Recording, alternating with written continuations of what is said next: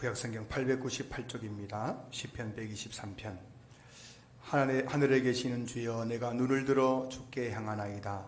상전의 손을 바라보는 종들의 눈같이, 여주인의 손을 바라보는 여종의 눈같이 우리의 눈이 여호와 우리 하나님을 바라보며 우리에게 은혜를 베풀어 주시기를 기다리나이다. 여호와여, 우리에게 은혜를 베푸시고 또 은혜를 베푸소서. 심한 멸시가 우리에게 넘치나이다. 안일한 자의 조소와 교만한 자의 멸시가 우리 영혼에 넘치나이다. 아멘. 오늘은 이 말씀 가지고 우리 주여 은혜를 주시옵소서라는 제목으로 함께 말씀을 나누겠습니다. 오늘도 주일 예배 오신 우리 성도님들 주의 이름으로 환영하고 축복합니다. 오늘도 온라인 예배 드리는 우리 성도님들도 주의 이름으로 환영하고 축복합니다. 이 어려운 때에 하나님으로 말미암아 힘 얻어서 끝까지 믿음으로 승리하는 우리 성도들 다 될 수 있기를 주의 이름으로 축복합니다. 우리 옆에 계신 분에게 잠시 인사 나누시겠습니다. 아마 예배 마치고 나가실 때 나가는데 급하다고 아마 인사도 제대로 못하실 텐데 옆에 한번 보시면서 반갑습니다, 사랑합니다, 축복합니다, 힘내십시오, 오늘도 은혜 받으십시오, 이렇게 인사 나누시기 바랍니다. 저와 여러분들의 만남은 이 땅에서도 지금부터 영원한 만남인 줄로 믿습니다. 여기서도 만나지만 죽어서도 또 만나요. 저 왼수 죽으면 안 만나겠지 싶어도 죽어도 또 영원히 만나야 돼요. 그래서 여러분 원수 삼지 마시고 친구 삼으시고 또 가족 같은 사랑으로 서로를 바라보면서 그렇게 이 땅에서 여러분들 성도들이 서로 화목하며 지낼 수 있기를 진심으로 소망합니다. 가수 이적 씨가 부른 물이라는 가요가 있어요. 최근에 나온 곡인데 가사 중에 이런 대목이 나옵니다. 자꾸만 어지러워져 붙잡을 사람이 필요해. 여보세요, 날 다시 일으켜 주세요. 물 좀 줘요. 목 말라요. 내 머리가 흠뻑 젖게 해줘요. 여러분 좀 밋밋하게 가사만 하니까 좀 제가 불러드려야 되는데, 불러드리면 여러분 또 어깨춤이 덩실덩실 할 텐데, 여기서 지금 이 가사 읽을 때 조심해야 돼요. 물이라는 단어가 하도 많이 나와서 6번이거든요. 실수하면 7번 할 수 있고 5번 하면 이게 가사에 맞지 않거든요. 박자에 안 맞아요. 물. 몇 번 했습니까? 물. 좀 줘요. 얼마나 목말랐으면 여러분, 물 좀 줘야 될 텐데, 물. 이제 이적 씨가 이제 콘서트 하는 중에 막 너무 목이 말라서 막 물을 마실 때 팬들이 막 열광을 하더란 겁니다. 자기는 목말라서 물 마시는데 막 팬들이 막 열광하는 모습 보면서 거기에 영감을 얻어가지고 이 노래를 지었는데, 정말 그 목말라서 비틀거리고 어지럽고 비틀거려서 쓰러질 것 같은 그 사람의 그 마음을, 그 모습을 잘 표현한 그런 가사가 아닌가 싶습니다. 우리 몸은 70%가 물로 되어 있기 때문에 물 없이는 살아갈 수 없습니다. 우리 몸 안에 그 물이, 수분이 일정량으로 떨어지면은 탈수증이 오고 또 쓰러지게 되죠. 그럴 때 되면 우리가 물을 찾게 되죠. 인간의 가장 강력한 욕구는 그 음식에 대한 욕구보다 갈증에 대한 욕구입니다. 그래서 여러분 금식 기도할 때도 40일 동안 음식 안 먹고 금식할 수 있어 없어요? 할 수 있습니다. 근데 40일 동안 물 안 마시면 살아요, 못 살아요? 못 사는 거예요. 그만큼 물은 우리에게 아주 필요하고 중요한 것이죠. 성경에서 물은 은혜를 상징합니다. 신구약 성경에 보면은 물을 은혜로 그렇게 상징하는 그 말씀들이 많이 나와요. 그 무슨 의미냐면은 우리가 살아가는데 물이 그렇게 필요한 것처럼, 목말라서 물을 찾을 때가 있는 것처럼 오늘 우리는 이 땅을 살아가면서 하나님의 은혜가 너무 필요한 존재라는 것을 말씀하고 있는 것이죠. 목마른 사람이 그렇게 물을 찾는 것처럼 우리는 하루에도 물을 찾을 때가 얼마나 많아요. 이와 같이 우리는 매일매일 삶 속에 하나님의 은혜를 찾는 삶을 살아야 된다는 것을 성경은 우리에게 말씀해 주고 있습니다. 찬송가 183장 후렴에 가물어 메마른 땅에 단비를 내리시듯 성령의 단비를 부어 새 생명 주옵소서. 여러분, 가물어 메말라서 땅이 쩍쩍 갈라져 있는 그 땅을 바라보면서 뭘 할 수 있겠어요? 거기 거름을 주고 비를 준다고 그 땅에 다시 붙는 거 아니잖아요. 그냥 하늘에서 비가 내리면 다 해결되는 거예요. 가물어 메마른 땅에 뭐가 내리면 다 해결된다고요? 비만 내리면 다 해결되는 거예요. 가물어 메마른 내 영혼에 지금 뭐가 필요한 거예요? 돈이 필요해요? 건강이 필요해요? 아니란 말씀입니다. 가물어 메마른 내 영혼에 은혜의 단비만 내리면은, 은혜만 임하면은 다 해결되는 거예요. 우리 인생에 가뭄 같은 일을 만날 때가 얼마나 많아요. 인생에 많은 어려움과 고난을 만날 때에도 마찬가지입니다.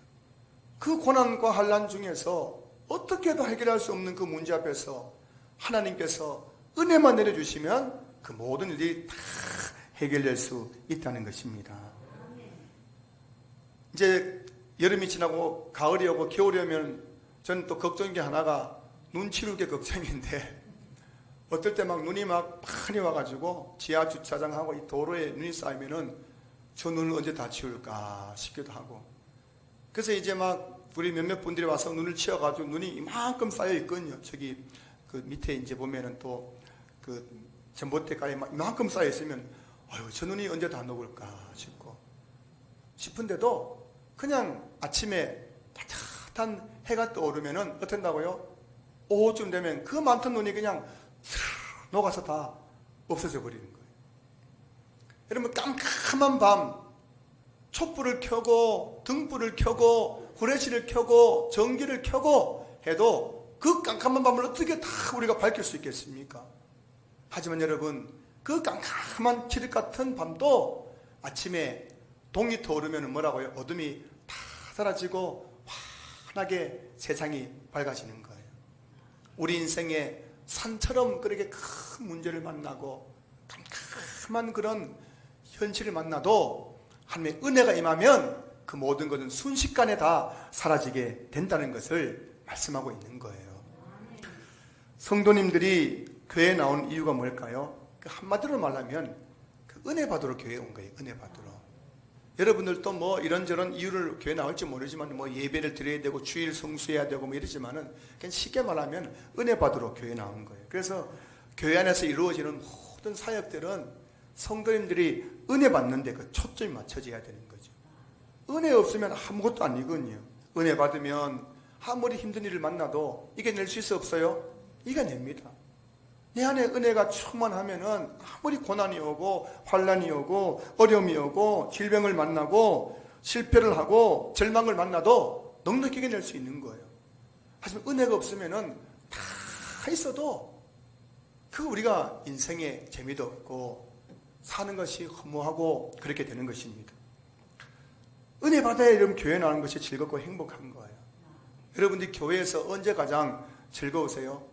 어떤 분들은 주일 점심 밥 먹을 때 제일 즐겁다고 하시는데, 그것도 밥 먹을 때 좋지만 언제 가장 즐거우냐? 은혜 받을 때 가장 즐겁잖아요.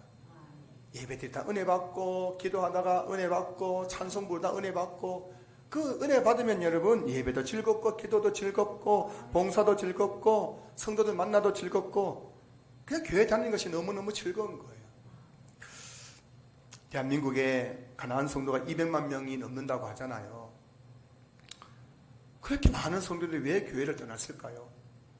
이런저런 이유를 대겠지만 이유는 한 가지예요. 교회에서 뭘 받지 못해서 그렇기 때문이라고요? 은혜 받지 못했기 때문이에요. 은혜 받지 못했기 때문에. 그래서 늘 저도 기도 제목이 입에 그냥 붙어있는 기도 제목이 하나님 먼저 저에게 은혜를 좀 주십시오 제목이에요. 제가 은혜가 있어야 여러분들 저 보면은 은혜 받아 안 받아요? 제가 은혜가 없어요 여러분 보면서 저 보면 은혜 받아 못 받아요? 은혜 못 받아요. 제 얼굴만 봐도 은혜가 되고 제 목소리만 들어도 은혜가 되고 제 설교 들으면서 또 은혜 받고, 하나님 제발 저에게 은혜 좀 달라고 기도하고 여러분들 위해서도 교회 와서 하나님 우리 성도들 은혜 받고 가게 해달라고 그냥 토요일 저녁이 되고 주일 새벽이 되면 그 기도가 나오죠. 은혜를 가리키는 헬라어는 카리스라는 단어인데 그 뜻이 성경에 16가지로 나옵니다. 보면 뭐 호의, 감사, 선물, 자비, 너그러움, 기쁨, 다양한 의미로, 그리고 이 은혜라는 이 단어 쓰이는 용례가 다양한 거예요. 그만큼 하나님의 은혜는 광대한 거예요. 광대한 거예요. 엄청나게 큰 거예요. 하나님의 은혜는 조그마한 것이 아니라 광대하고 커가지고요, 성경 사전 보면은 은혜에 대한 설명이 굉장히 길게 나와 있어요. 저도 여러분들에게 오늘 은혜에 대해서 좀 설명하려고 성경 찬양 찾아봤더니 은혜가 얼마나 양이 많은지, 그만큼 여러분 하나님의 은혜는 엄청나다는 사실을 믿을 수 있기를 주님으로 축복합니다. 여러분 하나님의 은혜로 해결하지 못할 일이 없음을 여러분 기억할 수 있기를 주님으로 축복합니다. 하나님의 은혜를 한마디로 말하면 이런 거예요. 하나님의 은혜란 자격 없는 자에게 주어지는 하나님의 호의라는 거예요. 하나님의 호의. 자격 없는 자. 자, 여러분들 구원받을 자격이 있어요, 없어요? 여러분들 그 삶을 그냥 CCTV 틀어놓고 보면은 다 보면 우리가 참 부끄럽고 자격이 없는 것 같아요. 근데 자격 없는 우리에게 뭐라고 하나님께서 찾아오셔서 우리를 뭐 해준 거예요? 구원해 주신 거예요. 우리에게 믿음을 주시고 구원해 주신 거예요. 그 구원은 뭐라고요? 은혜. 에베소서 2장 8절 너희는 그 은혜에 의하여 믿음으로 말미암아 구원을 받았으니, 은혜에 의해서. 은혜 아니었으면 여러분 저와 여러분 중에서 구원받을 사람이 아무도 없는 거예요. 여러분 교회 와서 의시되지 마시기 바랍니다. 여러분이 뭐 굉장히 자격이 있어서 구원받은 것처럼 굉장히 뭐 힘주지 마세요. 그냥 은혜입니다 하면서 한평생 예수님 믿으시기 바랍니다. 아무리 부자라도 돈으로 기쁨을 살 수 있어 없어요? 없습니다. 그러니까 여러분 대기업 총수들이 뭐 프로포털인 거 해가지고 정신병원 가가지고 이상한 거 맞아가지고 또 구설수에 오르고 하잖아요. 기쁨에는 두 가지가 있습니다. 기쁨에는 쾌락이 있고 희락이 있어요. 그 세상 사람들은 돈을 주고 기쁨 찾으려고 뭐라고요? 돈 주고 쾌락을 추구하잖아요. 술, 뭐 마약, 또 프로포털, 뭐 또 여러 가지 뭐 이상한 짓을 하잖아요. 그 다 기쁘려고 하는 거거든요. 그러다가 중독에 빠지잖아요. 마약 중독, 알코올 중독, 도박 중독, 무슨 중독. 이게 다 그 사람들이 마음의 심리는 기쁘려고 해요. 기쁘려고. 근데 돈을 줘도 쾌락을 추구하면 할수록 목이 말라요? 목이 시원해요? 다 목이 마른 거예요. 또 하나의 이 기쁨이 뭐냐? 희락이에요. 희락이 뭐예요? 예수님 믿고 성령을 받으면 그 성령이 주시는 열매가 바로 희락이잖아요. 희락. 성경이 말하는 기쁨은 희락이에요. 희락. 예수님 믿는 자에게 거저 주는 거, 이게 은혜란 말이에요. 기쁨은 은혜이면 은혜. 여러분들이 지난 한 주 동안 살아오시면서 정말 기뻐서 정말 하나님의 은혜에 감사해서 웃는 적이 있었다면 여러분들 진짜 은혜 받은 사람들인 거예요. 돈으로 마음의 평안을 살 수가 있겠습니까? 돈방석에 앉아 있어도 마음이 불안하고 걱정이 되고 두려워가지고 우울증에 불면증에 정신병 왔다 갔다 하는 것이 오늘 세상의 모습 아닙니까? 그 돈으로 기쁨도 평안도 살 수가 없어요. 기쁨 평안은 뭐라고요? 값없이 주시는 하나님의 호의, 즉 은혜라는 것입니다. 그래서 바울은 고린도전서 15장 10절에서 그러나 내가 나된 것은 하나님의 은혜로 된 것이니, 이 말씀을 이게 의미를 살펴보면은 내가 나된 것, 바울이 어느 날 예수님 믿고 정말 내가 구원받는 것에 감사해가지고 내 자신을 머리에서 발끝까지 다 둘러보고 내 모든 삶을 다 둘러봤더니만은 하나하나가 하나님의 은혜였다는 것을 깨닫게 된 거예요. 그 고백이 내가 나된 것은 다 하나님의 은혜로 된 것이니. 자, 여러분 눈은 껌뻑해 보세요. 껌뻑해 보세요. 눈이 떠져요, 안 떠져요? 감겨요, 안 감겨요? 이게 여러분 은혜입니다. 은혜. 머리 이렇게 한번 돌려보세요. 돌아가요, 안 돌아가요? 이게 은혜예요, 은혜. 팔 이렇게 한번 해보세요. 이렇게 돼요, 안 돼요? 우리 중에 이렇게 팔 안 올라간 분도 몇 분 계신데 팔이 아파가지고 이 팔이 이렇게 움직일 수 있는 게 은혜예요. 이렇게 해보세요. 자, 이렇게 손가락이 움직여 안 움직여요?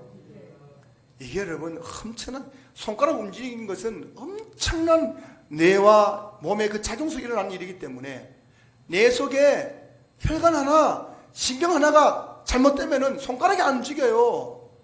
이게 움직이는 게 은혜예요, 은혜예요. 여러분들이 주일날 교회에 나온다는 자체가 수많은 은혜의 결과인 거 알고 계시죠?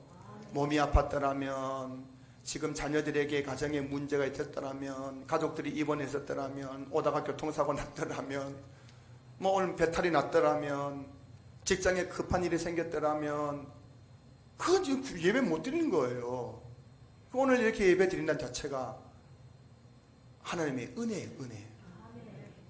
저는 우리 신앙교회 성도님들이 매일 삶 속에서, 그리고 이렇게 주일 교회에 나와서 예배 드릴 때마다 내게 있는 모든 것이 하나님의 은혜임을 깨달을 수 있기를 주의 이름으로 축복합니다.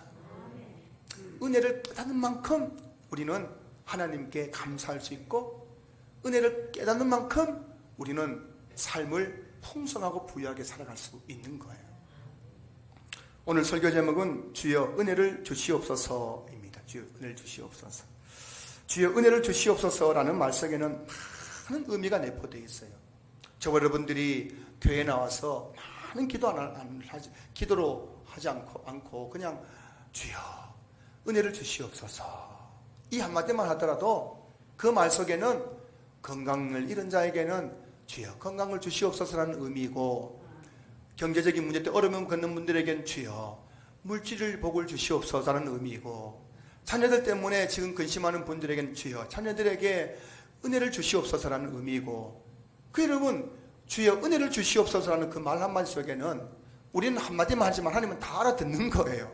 따라해보세요. 주여 은혜를 주시옵소서. 여러분 그 한마디만 하나님께서 다 알아들으시는 거예요. 네가 건강이 필요하구나, 돈이 필요하구나, 뭐 직장에 문제가 있구나, 또 가정에 문제가 있구나, 알고 있다 알았다, 다 그렇게 해주는 거예요. 그래서 여러분 우리 삶의 모든 영역은 하나님의 은혜로 다 덮을 수 있는 겁니다. 저와 여러분의 삶의 모든 삶에 하나님의 은혜가 임하기만 하면 그 모든 문제는 순식간에 해결되는 줄로 믿을 수 있기를 주의 이름으로 축복합니다. 오늘 본문 1절에서 시편 기자는 하늘에 계시는 주여 내가 눈을 들어 주께 향하나이다. 지금 이 시편 기자가 눈을 들어서 하늘을 향하여서 하나님을 바라보고 있습니다. 자, 그런데 어떤 심정으로 지금 하나님을 바라보고 있습니까? 2절 보시면은 상전의 손을 바라보는 종들의 눈같이 여주인의 손을 바라보는 여종의 눈같이 돼 있어요. 당시 종은 돈으로 사고 파는 재물이 재산이에요. 재산의 일부였습니다. 그 종은 그 인격적인 존재가 아니라 그 재산의 일부였기 때문에 주인은 종을 인격적으로 대하지 않습니다. 여러분 인격과 인격이면 어떻게 해요? 부를 때 뭐라 해야 됩니까? 집사님, 권사님 이렇게 해야 될 거 아닙니까? 그런데 제가 여러분들에게 어이 이렇게 하면 뭐예요? 굉장히 인격을 무시하는 거잖아요. 근데 이 당시에는 주인들이 종은 인격적인 대상이 아니고 재산이기 때문에 그 말로 이렇게 뭔가를 지시하지 않습니다. 보통 손으로 하면 손으로. 자, 이게 뭐예요? 이게 뭔 뜻이에요? 이거 뭔 뜻이에요? 이건 뭔 뜻이에요? 이거 하라 저거 하라는 뜻이거든요. 그 당시에 그 주인은 종에게 말로 하기보다 뭐라고요? 손짓으로 하는 손짓으로. 주인이 막 이렇게 했는데 안 오면 뭐예요? 곧바로 그냥 막 해초리가 날아가고 막 매가 날아가고 하는 거죠. 그 종들은 뭐 하는 겁니까? 늘 주인의 뭘 바라보는 거예요? 손을 보는 거예요. 주인이 손을 보다가 이렇게 하면 뭐라고요? 쏜살같이 달려와가지고 그 앞에 무릎을 꿇고 주인님 제가 여기 있습니다. 이렇게 하는 거예요. 가라면 뭐라고요? 쏜살같이 또 달려가야 되는 거예요. 주인의 손짓을 못 알아보고 하는 종들은 맨날 그냥 맞는 거예요. 매를 맞는 거예요. 그러니 오늘 본문에서 상전의 손을 바라보는 종들의 눈같이 여주인의 손을 바라보는 여종의 눈같이, 그 의미를 아시겠습니까? 종은 하루 종일 그냥 뭐라고요? 그 주인의 손만 바라보고 있는 거예요. 잠시도 그냥 놓칠 수 없는 거예요. 그와 같은 심정으로 지금 시인이 뭐라고 했다고요? 하나님을 바라보고 있는 거예요.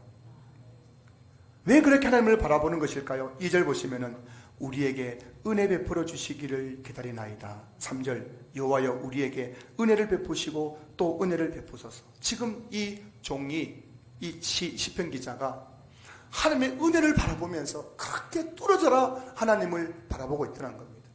하나님 언제 은혜 주시렵니까? 언제 은혜 주셔서 나의 이 문제를 해결해 주시렵니까? 그렇게 하나님의 은혜를 지금 바라보고 기다리고 있는 거예요.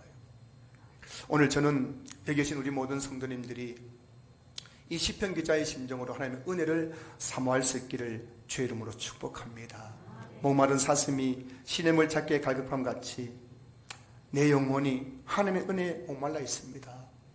하나님의 은혜 아니고는 이 문제를 해결할 수가 없어요. 하나님, 내 남편도 내 부모도 내가 누구에게 가서 이 이야기해도 아무도 이 문제 해결할 수 없어요. 하나님밖에 해결할 분이 없습니다. 하나님 은혜 주십시오. 그런 마음을 가지고 여러분들이 주님을 바라볼 수 있기를 주님을 축복합니다. 근데 무엇 때문에 그렇게 은혜를 구하는 것일까요? 3절 보시면은 심한 멸시가 우리에게 넘치나이다. 4절 안일한 자의 조소와 교만한 자의 멸시가 우리 영혼에 넘치나이다. 지금 시편 기자는 사람들로부터 심한 멸시와 조소를 당하고 있어요. 사방에서 사람들이 이 시편 기자를 보면서 멸시하고 조롱하고 조소하고 비웃고 있더란 겁니다. 그래서 얼마나 마음이 힘들었는지 오늘 그 고통을 어떻게 표현하고 있습니까? 안일한 자의 조소와 교만한 자의 멸시가 우리 영혼에 넘치나이다. 지금 내 영혼에 뭐라고요? 사람들의 조소와 멸시가 넘치는 거예요. 그냥 내 영혼 속에서 뭐라고 사람들이 막 비웃고 조롱하고 멸시하는 것이 막 꽉 차 있는 거예요. 얼마나 지금 마음이 고통스럽겠습니까? 우리나라에 여러분 하루에도 하루 평균 35명에서 40명의 사람들이 스스로 자살을 하고 있는 거예요. 그들이 자살에 이르기까지 당하는 고통은 상상할 수 없는 고통입니다. 우리가 몰라서 그렇지 그들이 그 생모숨을 끊는다는 것이 얼마나 고통스러운 일이에요. 그런 고통 속에서 그 선택한 것이 바로 스스로 목숨을 끊는 거. 정말 안타깝지 않습니까? 얼마나 고통스러웠으면. 이 시편 기자가 지금 너무너무 고통스러워요.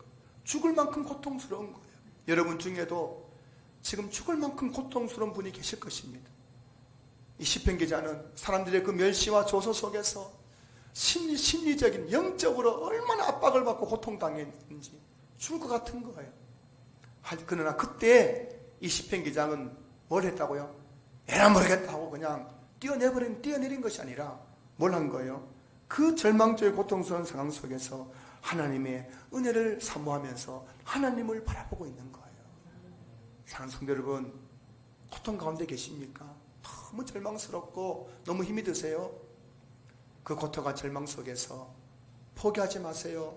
낙심하지 마세요. 아직 하나님이 살아계시잖아요.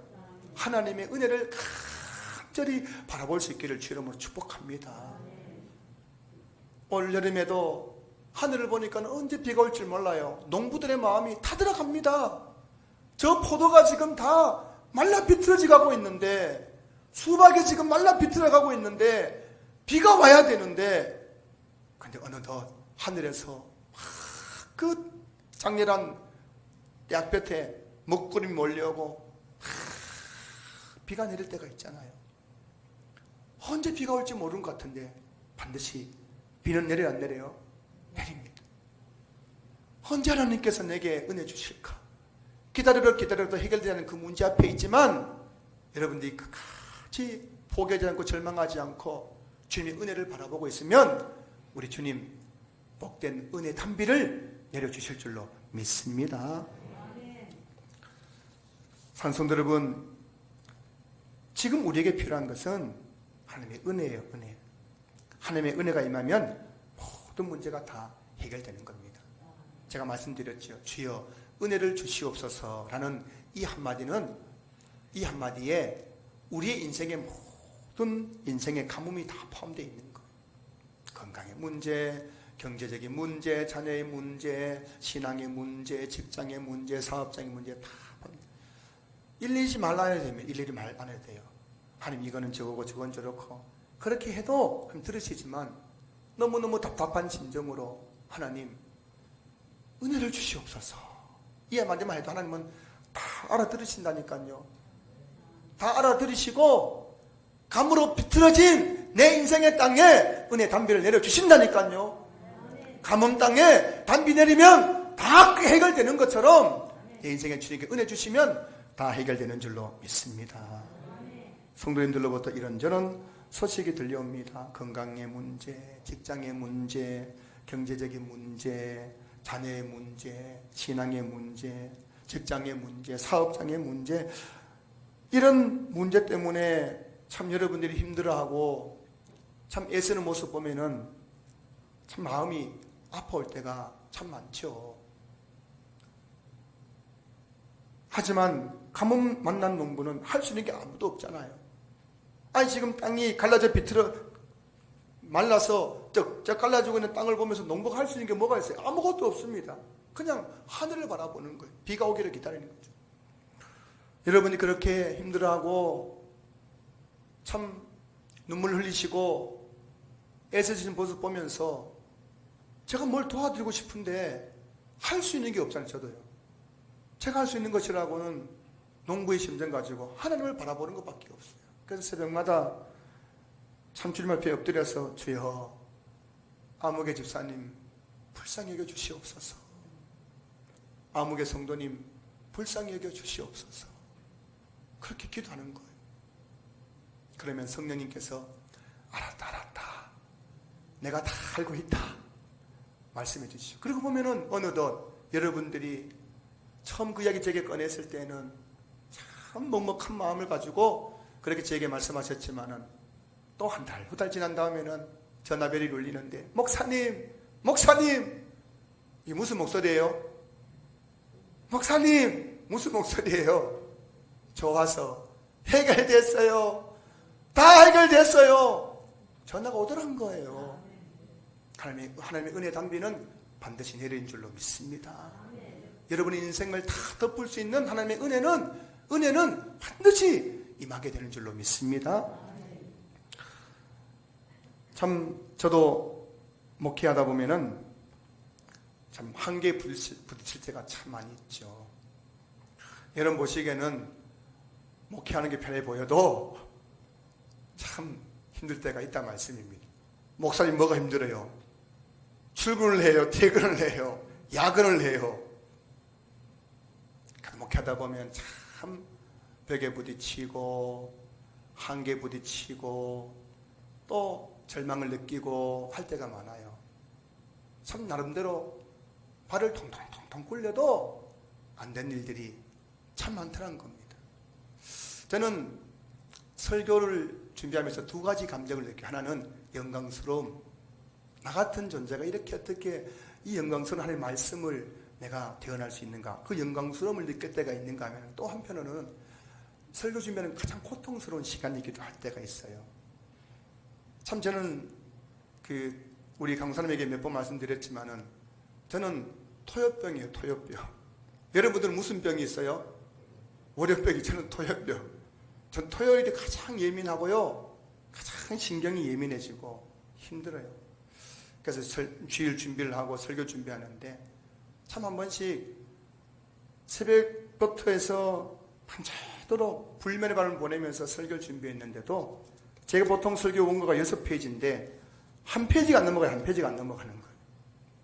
이거 6장을 다 채워야 내일 설교 준비하는데 토요일 밤을 지새워도 이 한 페이지가 안 넘어갈 때가 있는 거예요. 그때는 다른 방법이 없어요. 주여 은혜를 주시옵소서. 은혜를 주시옵소서. 여러분, 지금까지 제가 6년 동안 저는 은혜의 몸부림 속에서 여기까지 온 줄로 믿습니다. 앞으로도 제 목회는 뻔해요. 제 목회는 무슨 순풍에 돛 딴 것처럼 가는 게 아니라 그때마다 또 은혜를 구하고 은혜를 구하면서 또 설교를 준비하고 또 목회를 하고 하는 것이 바로 저의 목회고 또 여러분의 인생인 줄로 믿습니다. 마가복음 7장에는 귀신 들린 딸을 둔 한 여자 이야기가 나옵니다. 사랑하는 딸이 지금 귀신 들려서 고통당하고 있어요. 아무리 손을 써도 해결할 수가 고칠 수가 없습니다. 이것만큼 내 인생에 큰 문제가 어디 있겠습니까? 사랑하는 딸이 고통 가운데 있는데요. 그러던 어느 날 예수님이 오셨다는 소문을 듣고 예수님 계신 집에 달려가서 예수님 발 앞에 탑삭 엎드렸습니다. 그리고 예수님에게 주 다윗의 자손이여 나를 불쌍히 여기소서 내 딸이 흉악하게 귀신 들렸나이다. 내 딸을 고쳐주소서 하면서 예수님께 은혜를 구했어요. 그러자 예수님이 뜻밖의 말씀을 하십니다. 자녀들의 떡을 취하여 개들에게 던짐이 마땅하지 아니하니라. 지금 예수님이 이 여자에게 무슨 말 한 거예요? 자녀들의 떡을 취하여 개들에게 던짐이 마땅하지 않다. 지금 이 여자가 자녀란 말입니까? 개란 말입니까? 개란 말이에요. 개란. 지금 예수님께서 이 여자를 개 취급하십니까? 개 취급. 정말 자존심 상하지 않습니까? 여러분들도 교회 왔는데 목사가 개 취급할 때 있어 없어요? 그런 적 없지만 여러분들 느낄 때 있을 거예요. 지금 목사가 지금 나를 개 취급하나? 지금 저 성도가 나를 개 취급하나? 싶은 마음 들 때가 있을 거예요. 지금 예수님이 이 여자를 지금 개 취급하고 있는 거예요. 자녀들 떡을 취해서 개들에게 주지 마땅하지 않다. 내가 개란 말이야. 내가 개란 말이야. 하고 소리 지르고 돌아갔더라면 딸이 어떻게 되었어요? 한평생 고통 속에서 죽어가는 거예요. 근데 이 여자는 지금 내가 개 취급당하는 게 문제가 아니고 누가 문제인 거예요? 딸이 문제잖아요. 딸. 그러니까는 이 여자가 자존심이고 뭐고 다 땡겨치고 뭐라고 예수님께 말씀드렸냐? 주여, 옳습니다. 나는 개 같은 여자입니다. 하지만 개들도 주인의 상에서 떨어지는 부스러기를 먹지 않습니까? 제발 저에게 부스러기 같은 은혜를 베푸셔가지고 내 딸을 고쳐주십시오. 여러분 교회 나올 때 이런 마음으로 교회 나오시기 바랍니다. 여러분 교회 나올 때 내 인생에 있는 그 공고함들, 내 인생의 문제들, 그 하나님의 은혜로 그거 해결받으려고 나온 거잖아요. 그 누가 뭘 하더라도 그냥 무시하세요. 여러분 내 자존심이 중요한 게 아니잖아요. 누가 내게 불쑥 던진 말 한마디 때문에 기분 나빠서 예배 안 드린다면은, 교회 안 나온다면 내 인생은 더 공고해지는 거잖아요. 내가 더 고통 속에 살아가는 거잖아요. 여러분 교회 나온 이유는 하나님의 그 은혜 속에서 내 인생의 문제를 해결하기 위한 거잖아요. 여러분들이 이 여자처럼 자존심 다 버리고, 여러분 하나님 앞에서 무슨 자존심이 그래 필요해요? 무슨 체면이 중요합니까? 하나님의 부스러기 같은 은혜가 은혜 한 조각이면 귀신 들린 딸도 낫게 되고, 병도 낫게 되고, 돈 문제도 해결되게 되고, 자식 문제 해결되게 되고, 직장 문제, 사업장의 문제, 가정의 문제 다 해결되는 줄로 믿으시기 바랍니다. 오늘 여러분들이 이 예배 가운데 부스러기 은혜를, 부스러기 한 쪽 같은 은혜를 구하는 심정으로 하나님 앞에 나가면 우리 하나님께서는 딸아 내가 네 마음 다 알고 있다.